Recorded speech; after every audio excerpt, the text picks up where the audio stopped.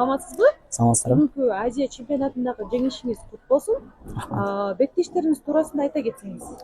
Беттештерсе биз бүгүн 55 килограммга күрөштүк чемпионат Азиге. Биринчи сходкабыз ушу биздики өзбек балбаны менен болду. Экинчи сходкабыз түркмөн, үчүнчүсү индус, анан акыркы финалдык сходка казак балбаны менен болду. Ошолор менен күрөштүк. Кайсы беттешиңиз сиз үчүн оор болду? Буга чейин ушул балбандар менен күрөшүп келгенсизби? Буга чейин казакстандык балбан менен буга чейин бир турнирде күрөшкөнбүз. Анда да утканбыз. Бияктан да Кудайга шүгүр. Эң оор болгон сходкабыз биздин Завухатта ошо индус менен болуп аткан сходка болду. Ичинен бир аз ошибка менен күрөшүп алып, баары жакшы буюрса.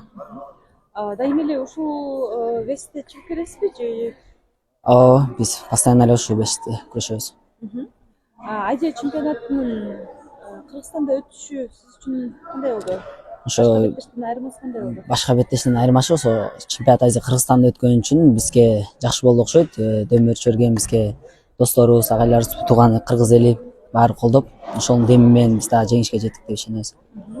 Даярдыктарыңыз кандай өттү эле? Даярдыктар Канча убакыт даярдандыңыз? чемпионаттан кийин эле көптөн бери даярданып жүргөнбүз.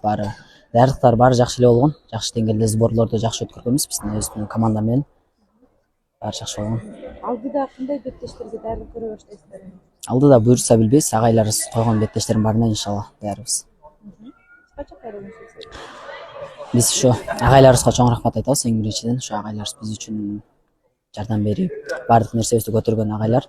Арсен агай, Улуу агай, Азат агайларга баарына ыраазычылык. Ошондой эле бизди колдоп келген кыргыз элибизге, баардык досторубузга, туугандарыбызга баарына Аллахтан ыраазы болсун. Биз чоң рахмат.